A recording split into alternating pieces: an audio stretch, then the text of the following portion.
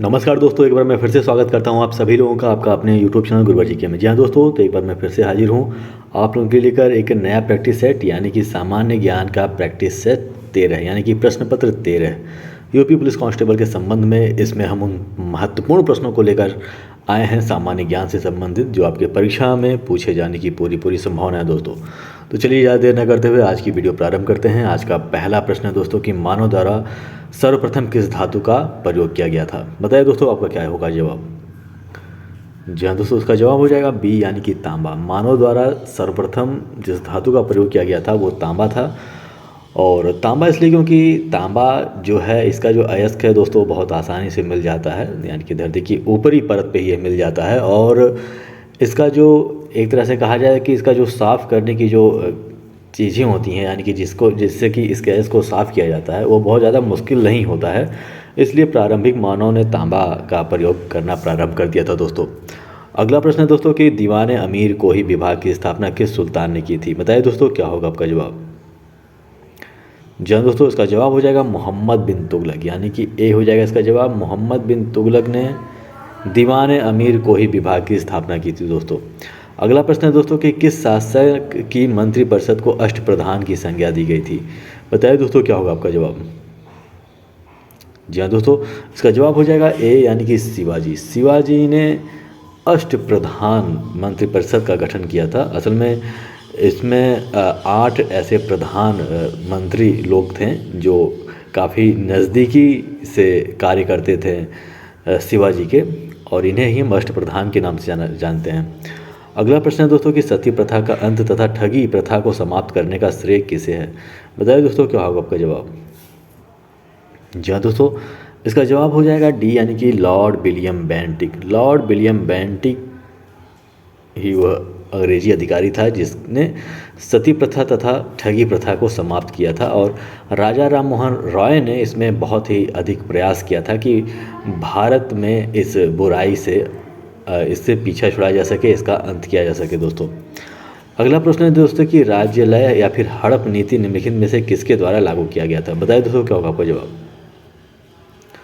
जी हाँ दोस्तों, इसका जवाब हो जाएगा सी यानी कि लॉर्ड डलहौजी। लॉर्ड डलहौजी ने राज्यालय या फिर हड़प नीति का इस्तेमाल किया था। इसमें मुख्य रूप से ऐसा था कि जिन भारतीय राजाओं के पास अपनी संतानें नहीं होती थीं, तो पहले ये होता था कि वो किसी ना किसी व्यक्ति को या फिर अपने किसी रिश्तेदार के लड़के को गोद ले लेते थे और फिर उसकी संपत्ति उसके पास चली जाती थी। लेकिन लॉर्ड डलहौजी ने इसमें करते हुए कहा कि यदि आपके पास अपनी संतान नहीं है तो गोद लिए हुए बालक को आपकी राज्य नहीं मिलने वाली है, वो जो राज्य है वो अंग्रेज़ों की सत्ता हो जाएगी दोस्तों। अगला प्रश्न है दोस्तों कि मुद्रा राक्षस नामक पुस्तक का लेखक कौन है। बताइए दोस्तों क्या होगा आपका जवाब। जी हाँ दोस्तों, इसका जवाब हो जाएगा ए यानी कि विशाख दत्त। मुद्रा राक्षस नामक पुस्तक के जो लेखक हैं दोस्तों वो विशाख दत्त हैं। यहाँ पे यदि हम बात करें कौटिल्य की, तो कौटिल्य के संदर्भ में भी प्रश्न पूछा जाता है। कौटिल्य को आप चाणक्य या फिर विष्णुगुप्त के नाम से भी जानते हैं, और यह मुख्य रूप से चंद्रगुप्त मौर्य के मंत्री के रूप में भी जाने जाते हैं। इनकी जो प्रसिद्ध पुस्तक का नाम है वो है अर्थशास्त्र। अर्थशास्त्र दोस्तों मुख्य रूप से एक ऐसी पुस्तक है जो राजनीति पे आधारित है, यानी कि राजनीति और कूटनीति पे आधारित है यह पुस्तक। लेकिन इसके नाम से लगता है कि ये कोई अर्थ के संदर्भ में कोई पुस्तक होगी, लेकिन ये अर्थ के संदर्भ में पुस्तक ना होगा दोस्तों, यह राजनीति के संदर्भ में एक पुस्तक है। बाणभट्ट के बारे में बात करें तो इनका जो है 2 पुस्तक बहुत फेमस है जो बार बार परीक्षा में पूछा जाता है दोस्तों। एक तो हर्ष चरितम हो जाएगा और दूसरा हो जाएगा कादम्बरी। ये दोनों पुस्तक काफ़ी फेमस हैं इनकी। और कल्हड़ के बारे में यदि हम बात करें तो कल्हड़ की जो एक प्रसिद्ध रचना है वो राज तरंगणी है, तो इसके संदर्भ में भी बहुत अधिक प्रश्न पूछा जाता है परीक्षा में दोस्तों। अगला प्रश्न दोस्तों कि कला की राजस्थानी और पहाड़ी शैलियाँ किसके लिए प्रसिद्ध हैं। बताइए दोस्तों क्या होगा आपका जवाब। जी हाँ दोस्तों, इसका जवाब हो जाएगा चित्रकला। कला की राजस्थानी और पहाड़ी शैलियाँ जो हैं वो चित्रकला के लिए प्रसिद्ध है। ये एक चित्रकला के संबंध में कला है दोस्तों। अगला प्रश्न है दोस्तों कि यामिनी कृष्णमूर्ति किस नृत्य शैली के लिए विख्यात है? बताइए दोस्तों क्या होगा आपका जवाब। जी हाँ दोस्तों, इसका जवाब हो जाएगा भारतनाट्यम। भारतनाट्यम और कुचिपुड़ी दोनों के लिए यामिनी कृष्णमूर्ति जो हैं वो बहुत ही विख्यात हैं दोस्तों। अगला प्रश्न है दोस्तों कि लंदन किस नदी के किनारे स्थित है? बताइए दोस्तों क्या होगा आपका जवाब। जी हाँ दोस्तों, इसका जवाब हो जाएगा बी यानी कि टेम्स। लंदन जो है वो टेम्स नदी के किनारे स्थित है। अगला प्रश्न है दोस्तों भारतीय मानक समय आधारित है। बताइए दोस्तों आपका क्या जवाब होगा। जी हाँ दोस्तों, इसका जवाब हो जाएगा डी यानी कि 82.5 डिग्री यानी कि 82 डिग्री 30 मिनट। यहाँ पे दोस्तों पश्चिम नहीं होगा बल्कि पूरब होगा। ठीक है दोस्तों,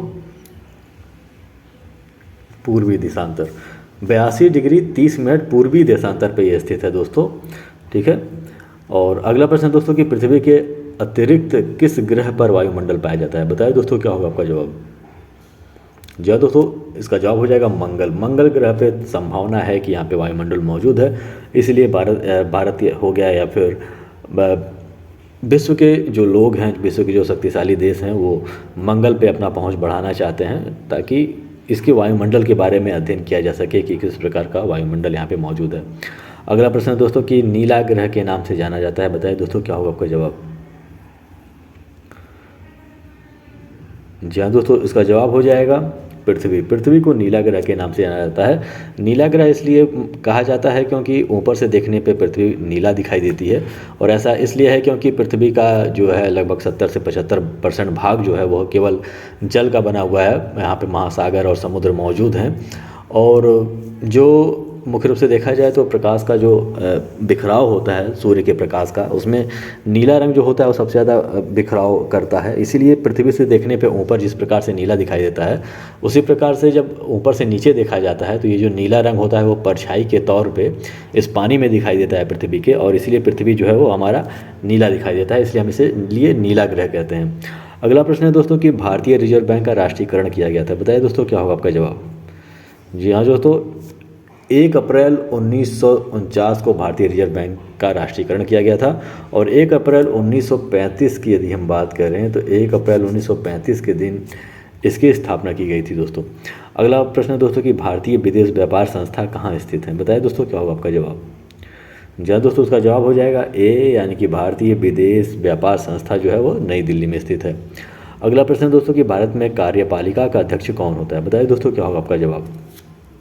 जी हाँ दोस्तों, इसका जवाब जो हो जाएगा वो हो जाएगा दोस्तों राष्ट्रपति। राष्ट्रपति जो होते हैं दोस्तों वो भारत में कार्यपालिका के अध्यक्ष होते हैं दोस्तों। अगला प्रश्न है दोस्तों कि भारतीय संघ की शक्ति किसमें निहित है। बताइए दोस्तों क्या होगा जवाब। जी हाँ दोस्तों, भारतीय संघ की जो शक्ति है वो कहाँ निहित है, वो संसद में निहित है दोस्तों। अगला प्रश्न है दोस्तों कि व्यक्तिगत स्वतंत्रता के लिए निम्नलिखित में से कौन सी रिट याचिका दायर की जा सकती है। बताइए दोस्तों क्या होगा आपका जवाब। जी हाँ दोस्तों, इसका जो हो जाएगा बी हो जाएगा यानी कि हैबियस कॉर्पस यानी कि बंदी प्रत्यक्षीकरण। बंदी प्रत्यक्षीकरण एक ऐसा रिट याचिका है जिसमें आप किसी भी व्यक्ति के लिए कोर्ट के सामने प्रस्तुत होने के लिए आग्रह कर सकते हैं उससे। अगला प्रश्न दोस्तों कि भारतीय संविधान की किस अनुसूची में राजभाषा उल्लेखित है। बताइए दोस्तों क्या होगा आपका जवाब। जी हाँ दोस्तों, 8वीं अनुसूची में, भारतीय संविधान की 8वीं अनुसूची में राजभाषा के संदर्भ में बताया गया है। 22 भाषाओं को इसमें संकलित किया गया है। 22 भाषाएं इस समय भारतीय संविधान की 8वीं सूची में राजभाषा के रूप में स्थित हैं दोस्तों। अगला प्रश्न है दोस्तों कि निम्नलिखित में से कौन सी शर्त भारत की नागरिकता प्राप्त करने के लिए नहीं है। बताइए दोस्तों क्या होगा आपका जवाब।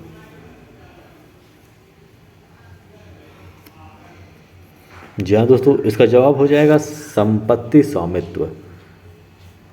अधिवास या फिर पंजीकरण या फिर वंशानुक्रम के आधार पर आप भारतीय नागरिकता प्राप्त कर सकते हैं, लेकिन संपत्ति स्वामित्व यदि आप भारत में कोई संपत्ति खरीद लेते हैं तो इसके आधार पर ऐसा नहीं है कि आप भारत के नागरिक हो जाएंगे दोस्तों। अगला प्रश्न है दोस्तों कि विंग ऑफ फायर किसकी आत्मकथा है। बताइए दोस्तों क्या होगा आपका जवाब।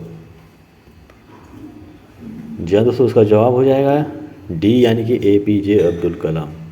विंग्स ऑफ फायर जो पुस्तक है दोस्तों ये किसकी आत्मकथा है, ये APJ अब्दुल कलाम की आत्मकथा है।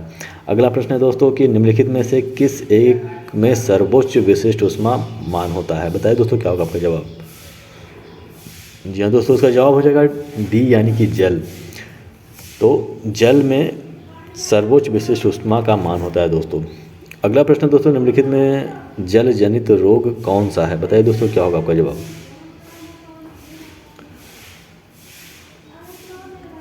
जी हाँ दोस्तों, इसका जवाब हो जाएगा बी यानी कि हैजा। यानी कि जल जनित रोग जो फैलता है दोस्तों वो हैजा के माध्यम से होता है। अगला प्रश्न है दोस्तों कि ट्रांसफार्मर किससे काम करता है? बताइए दोस्तों क्या होगा आपका जवाब। जी हाँ दोस्तों, इसका जवाब हो जाएगा केवल प्रत्यावर्ती धारा, यानी कि केवल अल्टरनेटिव करंट पे ट्रांसफार्मर काम करता है दोस्तों। अगला प्रश्न है दोस्तों कि उत्तर प्रदेश में निम्नलिखित में से किसे विश्वविद्यालय का स्तर प्राप्त नहीं है? बताइए दोस्तों क्या होगा आपका जवाब। जी हाँ दोस्तों, इसका जवाब हो जाएगा बी यानी कि आयुर्वेद कॉलेज फैजाबाद। आयुर्वेद कॉलेज फैजाबाद जो है दोस्तों, इसे विश्वविद्यालय का स्तर प्राप्त नहीं है दोस्तों। अगला प्रश्न है दोस्तों कि उत्तर प्रदेश के किस आर्थिक क्षेत्र में सर्वाधिक महिला साक्षरता है? बताइए दोस्तों क्या होगा आपका जवाब। जी हाँ दोस्तों, इसका जवाब हो जाएगा केंद्रीय क्षेत्र में। उत्तर प्रदेश के जो केंद्रीय क्षेत्र है वहाँ पे सबसे अधिक महिला साक्षरता पाया जाता है दोस्तों आर्थिक क्षेत्र में। अगला प्रश्न है दोस्तों कि बागों का शहर नाम से उत्तर प्रदेश का कौन सा शहर प्रसिद्ध है? इसका जवाब हो जाएगा दोस्तों लखनऊ। लखनऊ के किनारे मलिहाबाद है जो कि आमों के बगीचे के लिए बहुत अधिक फेमस है दोस्तों। तो इसका जो जवाब हो जाएगा दोस्तों क्या हो जाएगा, वो लखनऊ हो जाएगा। बागों का शहर किसे कहा जाता है? उत्तर प्रदेश के लखनऊ को बागों का शहर कहा जाता है दोस्तों। अगला प्रश्न है दोस्तों कि उर्दू कवि मिर्ज़ा गालिब तथा संगीतज्ञ उस्ताद फयाज़ खां का जन्म स्थल कौन सा है? बताइए दोस्तों क्या होगा आपका जवाब। जी दोस्तों, उसका जवाब हो जाएगा ए यानी कि लखनऊ। उर्दू कवि मिर्ज़ा गालिब तथा संगीतज्ञ उस्ताद फैजाद खां का जो जन्म स्थान है दोस्तों वो लखनऊ स्थित है। अगला प्रश्न है दोस्तों कि उत्तर प्रदेश के किस आर्थिक क्षेत्र में सर्वाधिक जनसंख्या निवास करती है? बताइए दोस्तों क्या होगा आपका जवाब। इसका जवाब है दोस्तों पूर्वी क्षेत्र। उत्तर प्रदेश के पूर्वी क्षेत्र में सर्वाधिक उत्तर प्रदेश के पूर्वी क्षेत्र में सर्वाधिक आर्थिक क्षेत्र में सर्वाधिक जनसंख्या मौजूद है दोस्तों। अगला प्रश्न है दोस्तों कि उत्तर प्रदेश में द्विसदनीय व्यवस्थापिका है, इसमें से एक विधानसभा है, बताइए दूसरी निम्नलिखित में से कौन सी है? तो जो दूसरे को कहते हैं दोस्तों क्या होता है वो विधान परिषद होता है दोस्तों। विधान परिषद यानी कि एक विधानसभा और दूसरा विधान परिषद। अगला प्रश्न दोस्तों कि खाद्य श्रृंखला से अभिप्राय है, इसमें से किसके द्वारा ऊर्जा अंतरण होता है? बताइए दोस्तों क्या होगा आपका जवाब। जी हाँ दोस्तों, इसका जवाब हो जाएगा सी यानी कि एक जीव से दूसरे जीव की ओर ये अंतरण होता है। यानी कि ऊर्जा एक जीव से दूसरे जीव की तरफ ट्रांसफ़र होता है। जैसे कि मान लीजिए कि जो पेड़ पौधे होते हैं या फिर जो घास फूस होते हैं वो सूर्य से अपना भोजन बनाते हैं और फिर उन पेड़ पौधों या फिर घास फूस को जो शाकाहारी जानवर होते हैं वो खाते हैं, शाकाहारी जानवरों को जो है वो मांसाहारी जानवर खाते हैं।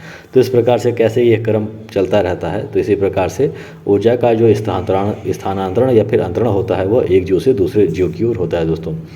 अगला प्रश्न है दोस्तों कि ऊर्जा के किस रूप से प्रदूषण की समस्या नहीं होती? बताइए दोस्तों क्या होगा आपका जवाब।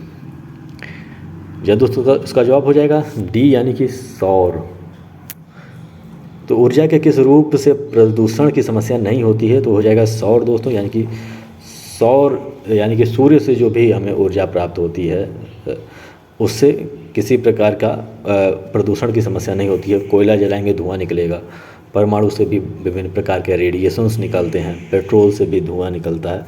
तो ये सभी के सभी होते हैं वो प्रदूषण फैलाने वाले ईंधन होते हैं। लेकिन जो सौर ऊर्जा होता है वो मुख्य रूप से देखा जाए तो यह इसमें किसी प्रकार का प्रदूषण नहीं फैलता है।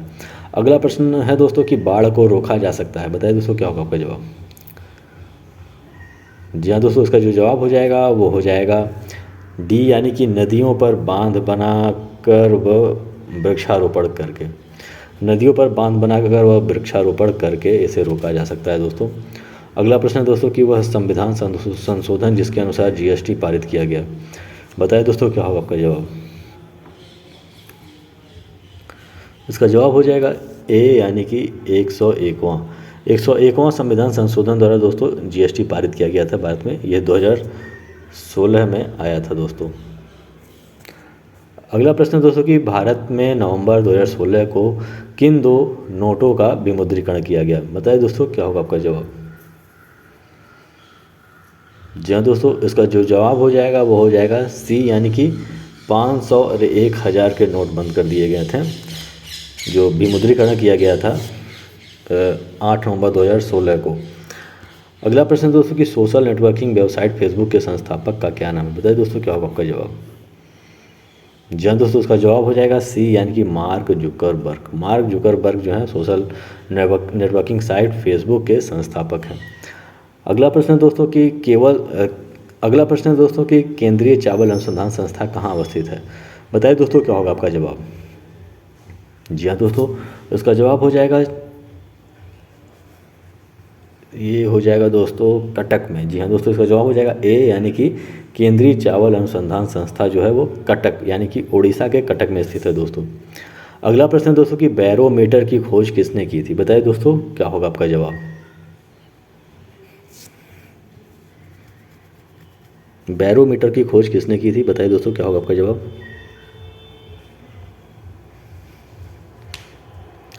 जी हाँ दोस्तों, इसका जवाब हो जाएगा बी, यानी कि ई टॉर्सेली। बैरोमीटर की जो खोज की थी दोस्तों ई टॉर्सेली ने की थी। आज का अंतिम प्रश्न है दोस्तों कि हाल ही में भारत का सबसे तेज़ चलने वाला सुपर कंप्यूटर लॉन्च हुआ है, जिसका नाम है। बताइए दोस्तों क्या होगा आपका जवाब। या दोस्तों इसका जवाब हो जाएगा सी, यानी कि प्रत्यूष। प्रत्यूष जो है वो हाल ही में भारत का सबसे तेज़ चलने वाला सुपर कंप्यूटर लॉन्च हुआ है। तो दोस्तों इसी के साथ ये वीडियो समाप्त करता हूँ। आज का ये अंतिम प्रश्न था। आशा करता हूँ कि ये वीडियो आपको पसंद आया होगा और चीज़ें समझ में आई होंगी। यदि कोई आपका दोस्त यूपी कांस्टेबल की तैयारी कर रहा है तो उसके साथ भी आप ये वीडियो शेयर कर सकते हैं, ताकि उसे भी ये जानकारी प्राप्त हो सके। तो हमारे साथ बने रहने के लिए बहुत बहुत धन्यवाद दोस्तों। मिलते हैं अपने अगले वीडियो में।